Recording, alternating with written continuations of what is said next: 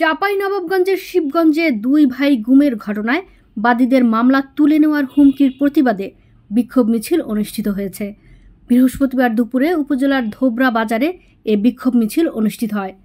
বক্তারা বলেন, 2016 সালে উপজেলার শাহবাজপুর ইউনিয়ন থেকে মিজানুর রহমান নামের একজনকে তুলে নিয়ে যান শিবগঞ্জ থানার তৎকালীন উপপরিদর্শক সহ কয়েকজন পুলিশ সদস্য। পরে বড় ভাইকে ছাড়ানোর জন্য পুলিশের কাছে তদবির করেন ছোট ভাই রাজশাহী বিশ্ববিদ্যালয়ের শিক্ষার্থী রেজাউল করিম। এক পর্যায়ে রাজশাহীর SS প্লাজা ছাত্রাবাস থেকে রেজাউলকেও উঠে নিয়ে যান সাদা পোশাকের পুলিশ সদস্যরা। এরপর থেকেই নিখোঁজ দুই ভাই, কিন্তু তখন রাজনৈতিক কারণে মামলা হয়নি। এখন আওয়ামী লীগ সরকার পালিয়ে যাওয়ার পর মামলা করেন তার পরিবার।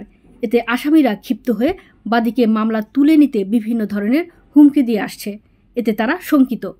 বিক্ষোভ সমাবেশে উপস্থিত ছিলেন জেলা ছাত্রদলের সদস্য রোমান পারভেজ, শিবগঞ্জ উপজেলা ছাত্রদলের যুগ্ম আহ্বায়ক মঈন আহমেদ, উপজেলা স্বেচ্ছাসেবক দলের সিনিয়র যুগ্ম আহ্বায়ক রুবেল বিশ্বাস, গুম হওয়া ব্যক্তিদের বাবা মোহাম্মদ আইনাল হক, ভাই সেতাউর রহমান সহ অন্যরা।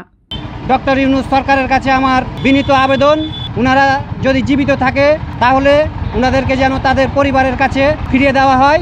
আমাদের কোনো বিএনপির কর্মীর ওপরে যদি আপনারা এভাবে বারবার হয়রানির শিকার চেষ্টা করেন বা হয়রানি করেন, তাহলে আপনাদের দাঁত ভাঙা জবাব দেওয়া হবে।